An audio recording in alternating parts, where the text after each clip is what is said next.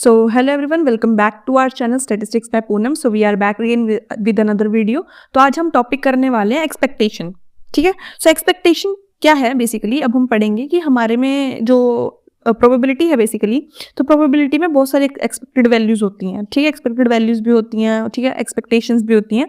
सो उससे रिलेटेड कुछ टॉपिक्स हैं. तो फर्स्ट ऑफ ऑल हमारा एक फर्स्ट टॉपिक आता है which is expected values. Expectations में फर्स्ट ही टॉपिक यही है. ठीक है. सो ये क्या है, ऑल्सो कॉल्ड मीन. आपने मीन तो पहले ही पढ़ा होगा, मीन बहुत बार सुना होगा आपने. ठीक है. सो मीन क्या है, एक एक्सपेक्टेशन ऑफ एक्स, किसी भी expectation of X random variable की किसी भी चीज की एक्सपेक्टेशन करना उससे, it means it is giving you a mean. ठीक है. So it is called as mean, expectation और फर्स्ट मोमेंट. ठीक है, आपको फर्स्ट मोमेंट्स भी बताया मैंने. मोमेंट्स अगर आप निकालते हो तो जो μ1 आता है वो बेसिकली आपका क्या आता है, फर्स्ट मोमेंट होता है. फर्स्ट रो मोमेंट भी कह सकते हो आप, ये कुछ भी कह सकते हो. ठीक है. सो मीन बेसिकली क्या है, एक्सपेक्टेशन ऑफ एक्स. ओके, ये है फर्स्ट. नाउ अब ये केस जो है, ये भी दो केसेस के लिए हैं, जैसे कि आपको पता है discrete and continuous. Discrete and continuous के लिए कुछ फॉर्मूलाज है बेसिकली कि when X is greater than equal to 0 है तब हमारी डिस्क्रीट की वैल्यू क्या होगी. उसमें क्या होगा कि एक्सपेक्टेशन किस वे में हो जाएगी कि summation in X is equal to 0 to infinity and probability x is greater than x because x is greater than 0, तो मतलब capital x is also equal to 0. ठीक है. और आपको पता है डिस्क्रीट किसके साथ काम करता है, डिस्क्रीट वैल्यूज के साथ काम करता है. ठीक है. तो उसमें समेशन आती है. कंटिन्यूस के केस में वो इंटीग्रेशन में कन्वर्ट हो जाता है, बट सेम रहता है सब प्रोसीजर. तो इस केस में इंटीग्रेशन यूज हो जाएगी P X greater than small X where it will be differentiated integrated with respect to D X. Okay. So in the second part it is given that when g 0 is equal to 0, मतलब अगर g की value x is equal to 0 है तो वो भी पूरी g की value की हो जाएगी 0 हो जाएगी. तो उस केस में डिस्क्रीट के केस में कोई हमारे पास सॉल्यूशन नहीं है, बट हमारे पास कंटिन्यूस के केस में सॉल्यूशन है. That expectation of G X is equal to integration with respect to 0 to infinity g dash x, मतलब हम g x जो होगा उसको डिफरेंशिएट करेंगे into s x x dx means जो भी हमारी प्रोबेबिलिटी हमें गिवन होगी. ठीक है. Now when a is less than equal to x and x is less than equal to b, तो उस केस में हमारा डिस्क्रीट के लिए फॉर्मूला है that e x plus a जो भी बेसिकली हमारा कांस्टेंट होगा basically, then summation where x is equal to a to b, probability of x is greater than small x. Okay. Now for the continuous case it is given that ex is equal to a plus integration a to b s x and small x dx. So कुछ difference नहीं है, बस थोड़ा बहुत आपको ध्यान में रखना है कि डिस्क्रीट में बेसिकली हम समेशन करते हैं, हम इस एड ऑन करते हैं, और कंटिन्यूस के केस में हम क्या करते हैं, उसको इंटीग्रेट करते हैं. So this is the basic difference between these two. Now when the x's value is lying between minus infinity to infinity, तब हमारी वैल्यू क्या हो जाएगी, सिर्फ डिस्क्रीट के केस में है, कंटिन्यूस के केस में ये वैल्यू नहीं है. सो हमारी एक्सपेक्टेशन क्या हो जाएगी, integration 0 to infinity 1 minus F X X D X minus infinity integration minus infinity to 0 F X D X. So these are some of the formulas related to every different properties you can say. Okay. अब हम देखेंगे expected value और expectations. वही बताया आपको कि expectation of X is equal to mu which is equal to mean. Mu को हम बेसिकली म्यू से भी रिप्रेजेंट करते हैं और एक्सपेक्टेशन ऑफ एक्स से भी रिप्रेजेंट करते हैं. Okay. So now this is the case for discrete, this is the case for continuous. Expectation is equal to summation of all X's, जो भी आपके पास वैल्यूज आएंगे आपको उसको सबमिट कर दोगे, X into P X is equal to X. And now for the continuous case, ex is equal to integration minus infinity to infinity where x into fx x dx. Okay.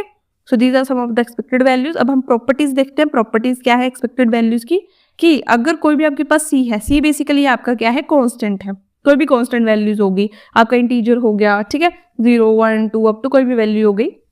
ठीक है. अगर वो आप उसकी expectation निकालना चाहते हो किसी भी क्वेश्चन में, तो उसकी एक्सपेक्टेशन इज इक्वल टू सी ही हो जाएगी. फॉर एग्जांपल आप एक्सपेक्टेशन ऑफ 9 निकालना चाहते हो तो 9 की एक्सपेक्टेशन क्या हो जाएगी, 9 ही हो जाएगी. ठीक है, बिकॉज कांस्टेंट है ये, और कांस्टेंट की एक्सपेक्टेशन उसकी सेम वैल्यू होती है. ठीक है. नाउ सेकेंड वन इज कि expectation of C which C is constant into G X. तो उस केस में क्या हो जाएगा, जो आपका कांस्टेंट है वो बाहर आ जाएगा और एक्सपेक्टेशन जी एक्स के साथ हो जाएगी, as you can see in the right hand side. ठीक है. नेक्स्ट केस है कि अगर आपकी एक्सपेक्टेशन बहुत सारे मल्टीपल वैल्यूज के साथ ऐड ऑन हो रही है एक ही साथ, तो उसका जो रिजल्ट होगा वो क्या हो जाएगी कि एक्सपेक्टेशन हर एक के साथ अल्टरनेटिवली इंडिपेंडेंटली क्या हो जाएगी, लग जाएगी। ठीक है, नाउ अब हमारे पास क्या आ रही है, एडिशन थ्योरम्स ऑफ एक्सपेक्टेशन। तो addition theorem of expectation basically क्या है, जिसमें expectation of x1 plus x2 up to xn है। फॉर एग्जाम्पल वही सेम चीज आ गई कि अगर आप बहुत सारी चीज़ों को एक साथ, फॉर एग्जाम्पल 10 तक मैंने ले लिया, ये वैल्यूज को आप एक्सपेक्टेशन निकाल रहे हैं सभी की, तो इनको अलग से परफॉर्म करने के लिए आपको क्या करना है, इन सभी के साथ अलग अलग इनकी एक्सपेक्टेशन निकालनी है।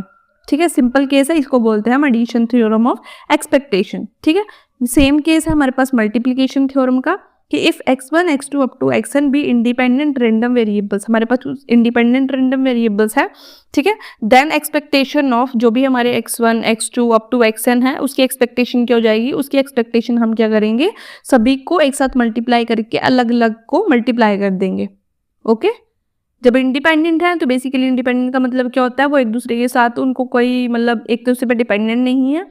अगर एक दूसरे पे डिपेंडेंट नहीं है तो उनकी जो मल्टीप्लिकेशन है और उनकी एक्सपेक्टेशन जो है वो एक दूसरे से अलग अलग मल्टीप्लाई होंगी। ठीक है, अब हम बेसिकली एक एग्जांपल देखेंगे। हाँ, एग्जांपल है हमारा बेसिकली, ठीक है, एक्सपेक्टेशन से रिलेटेड। तो हमारा एक ये एग्जांपल है which is given here that let x be a continuous random variable with the following cumulative distribution function। हमें यहाँ पर वैल्यू दी हुई है cumulative density function की। ठीक है, एफ एक्स एक्स, ठीक है, 0 दिया हुआ कि अगर x की वैल्यू लेस देन 5 है तो उसकी वैल्यू क्या होगी, 0 होगी, और x greater than equal to 5 है तो उसकी वैल्यू क्या होगी, 1 minus 625 divided by x raise to power 4। ठीक है, तो इस क्वेश्चन में हमें बोला है कि हमें कैलकुलेट करना है expectation of x raise to power 3 and expectation of 5x raise to power 3। तो इस वैल्यूज को फाइंड आउट करने के लिए let's start with the question. So first of all expectation of x raise to power 3 की value find out करने के लिए हम क्या करेंगे, आपको मैं पहले बता दूं, हम इसमें क्या करेंगे, इंटीग्रेट करेंगे। बिकॉज मैंने आपको पहले बताया था कि कंटिन्यूस के केस में अगर आपको फाइंड आउट करना है, सो कंटिन्यूस के केस में हम किस में काम करते हैं, रेंज में काम करते हैं, इंटरवल में काम करते हैं। ठीक है, इंटरवल बोल दो या रेंज बोल दो। तो इंटरवल आपके लाई करते हैं ना कि एक्स आपका 0 और इसके बीच में लाई कर रहा है फॉर एग्जाम्पल। तो this is the case how we can identify that it is a continuous case. ठीक है, और ऊपर से क्वेश्चन में दिया भी हुआ है कि let X be a continuous random variable, so we will use the continuous random variable formula. ठीक है, सो कंटिन्यूस रैंडम वेरिएबल का फॉर्मूला हमें पता है, I am not writing it again and again, I am just starting with the question only. ठीक है, सो अब हम देखेंगे कि इसको करने का कोई फायदा नहीं है क्योंकि x लेस देन 5 के लिए अगर हम करेंगे सो हमारा आंसर ऑलरेडी 0 आएगा। So we are starting with this one. Okay, so इसको स्टार्ट करने के लिए हम करेंगे कि x ग्रेटर देन 5 है। ठीक है, तो मतलब 5 हमारी क्या है, स्मॉलेस्ट वैल्यू है, और हमारी हायर वैल्यू हमें पता नहीं है तो हम उसको ले लेंगे इन्फिनिटी। सो हेयर x3 आपको पता है क्या होता है, साथ में क्या होता है, fx की वैल्यू होती है। सो fx की वैल्यू क्या है हमारे पास, दिस वन। ठीक है, सो इसको जब हम निकाल देंगे, सो मैं I am just writing the correct answer which is this one. ठीक है, सो हमारे पास ये वाली आ जाएगी, this is the multiplication sign. Okay, so ये हमारा रिजल्ट है, ये आप निकाल सकते हो, बेसिकली कुछ नहीं करना है। अगर आप इसको अगर आप इंटीग्रेट करोगे so this will become x। Okay, and अगर आप इसको इंटीग्रेट करोगे so this will become like this. ठीक है, सो इसका रिजल्ट मैं आपको बता देती हूँ, हो जाएगा 5x with respect to 2 into 500 upon X square, क्योंकि हमने 3 है ऊपर नीचे 5 है तो हमने माइनस कर दिया, सो इट विल बिकम 500। तो हमारी फर्स्ट एक्सपेक्टेशन की वैल्यू आती है इज इक्वल टू 500। ठीक है, हमने फर्स्ट का पार्ट का आंसर निकाल दिया which is 500। Now we are finding the value of expectation of 5 into X raise to power 3। अब आपने एक्सपेक्टेशन ऑफ एक्स, अब आपने एक फॉर्मूला पढ़ा था, जस्ट वेट अ सेकेंड, आपने एक फॉर्मूला पढ़ा था that expectation of c into X is equal to c into expectation of x, ये पढ़ी थी। अब अगर आप देखोगे तो 5 क्या आपका c और ये क्या है आपका x, तो अगर आप इस फॉर्मूले से यूज करोगे तो आपका 5 बाहर आ जाएगा, एक्सपेक्टेशन ऑफ x3 बाहर आ जाएगा, क्योंकि because 5 is are constant, because 5 is constant. समझ आया? सो नाउ 5 इंटू ये वाली वैल्यू हम ऊपर से ले लेंगे because this is equal to this one. Okay, so our answer will become 2500।